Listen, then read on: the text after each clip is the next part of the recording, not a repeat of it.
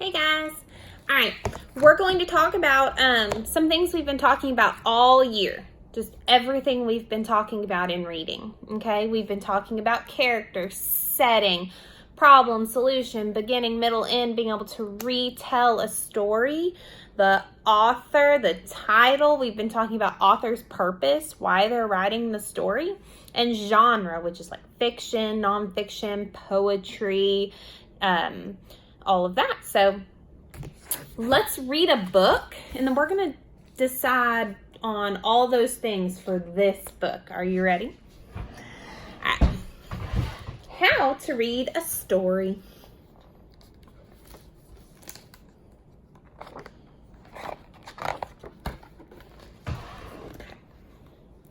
Step 1, find a story.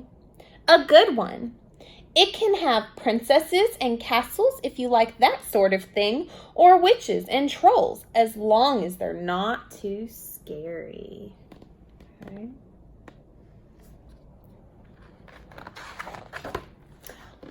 Step 2, find a reading buddy, a good one. A buddy can be older or younger, or a person your age, or maybe not a person at all. Make sure your reading buddy is nice and snuggly, and make sure you both like the book. If you don't agree, go back to step 1. Sometimes it takes a few tries to find just the right book. Step 3. Find a cozy reading spot. Outside is fun, but not if it's very cold, unless you have thick woolen blankets and hats and scarves and cups of steaming hot cocoa. And not if it's very hot, unless you have trees to shade you from the sun, a hammock to catch cool breezes, and tall glasses of icy lemonade.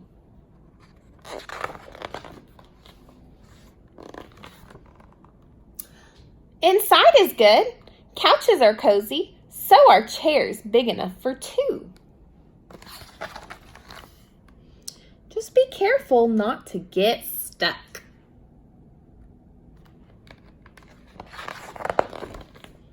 Step 4.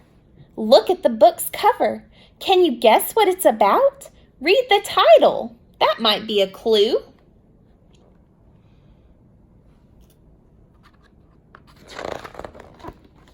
Step 5. Open the book.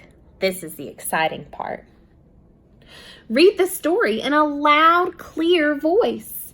Not too slow and not too fast. You can point to words if you like, but you don't have to do that. Step 6. When the characters talk, whatever's being said, say it in a voice to match who's talking. So, I will save the kingdom. I am the most powerful in the land. I'm hungry for lunch. Soon the castle will be mine. Beep. Step 7. No matter what you read, hold the book so your buddy can see the pictures. Buddies get impatient when they can't see well. Step 8. If there are words you don't know, try sounding them out or looking at the pictures to see what makes sense. They were afraid the dragon would burn down the What would make sense there? Oh, the castle.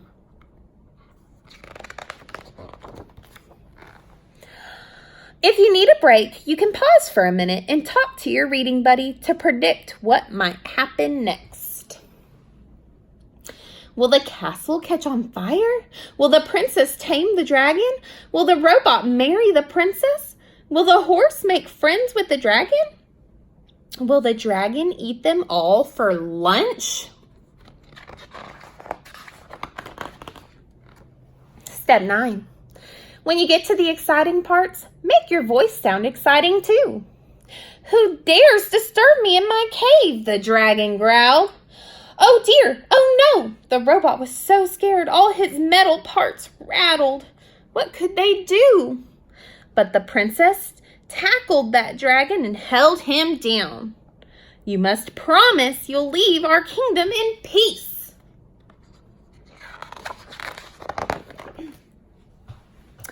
When you and your buddy can't stand it a second longer, turn the page to read how things work out. The dragon promised and decided it was better being friends. And they all lived happily ever after. Step 10. When the book is over, say, the end. And then, if it was a really good story, go right back to the beginning and start all over again. All right, guys, so we're going to fill out some information for this book, and you're going to have to do this later in another lesson, so pay attention because that's going to be all on your own with your parent. So here we go. So first, our title. What was our book called? How to Read a Story. So I'm going to write How to Read a Story. Okay? Now let's know my author. Right here, it says by Kate Messner. So I'm going to write Kate Messner right here on author. Kate. See how to spell her last name? It was a little difficult.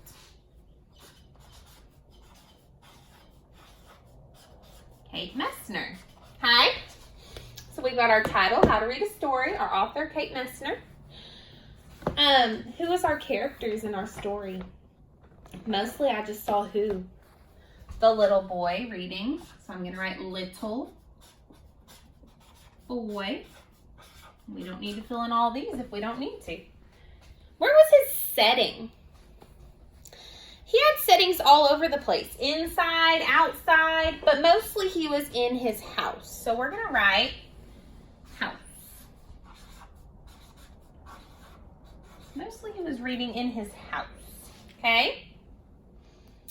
Is there a beginning, middle, and end to this story? Not really. Basically, I mean, there was. He started by reading his book, beginning to read his book. So, he opened his book.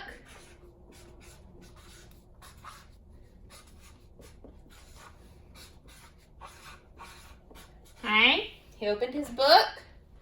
In the middle, he read his book and made predictions. So I'm going to write /made. Predictions. Okay. And at the end, he said the end and started it all over again. So I'm going to write the end / started all over. Okay, so the end / started all over. All right, genre. What kind of book was this? Was it a fiction book? Was it a nonfiction book?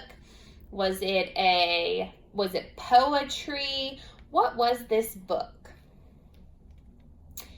It was nonfiction.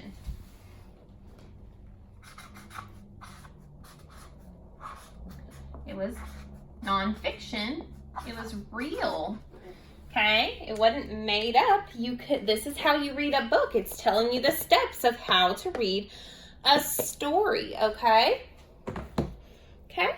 And our author's purpose was he trying to entertain us? Or trying to inform us?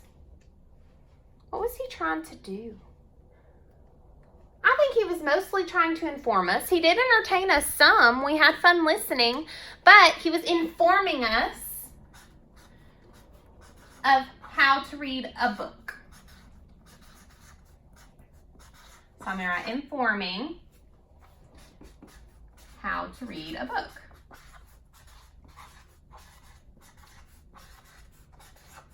Okay? So when y'all do this on your own, you can draw your pictures here, okay? But this is what you're going to need to do on your own, okay? All right, good job, guys.